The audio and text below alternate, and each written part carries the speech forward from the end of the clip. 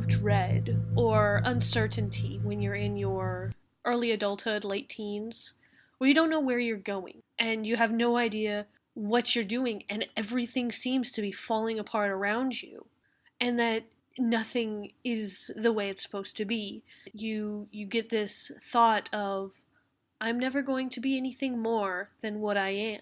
And that's where I was at when I found Red versus Blue. I had seen it a couple of times in my early childhood. Well, late childhood, actually. I was like 8 to 10 years old. I was just like, oh, cool. And then I forgot about it. So, as I was getting out of my teenage years and into early adulthood, I rediscovered it.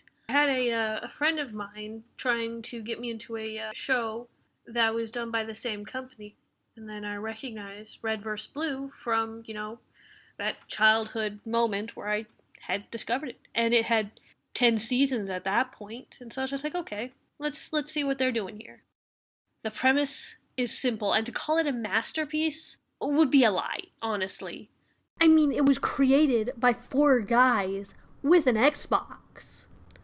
The thing that really drew me to Red vs. Blue as a whole was honestly that it connected with my sense of humor and my sense of view about the world around me.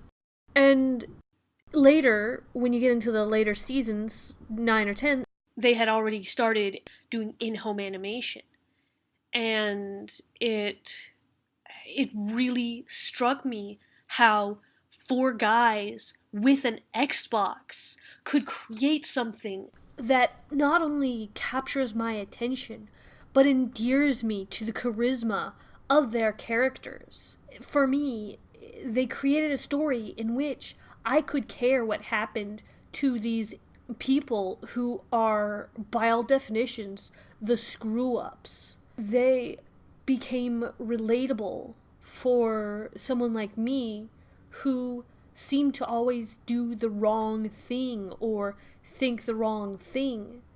Not only did these characters help me to kind of understand that the creation could be as minimal as 4 guys with an Xbox and eventually branch out into something larger. You don't have to have the most resources and expensive asset to create something that is enjoyable.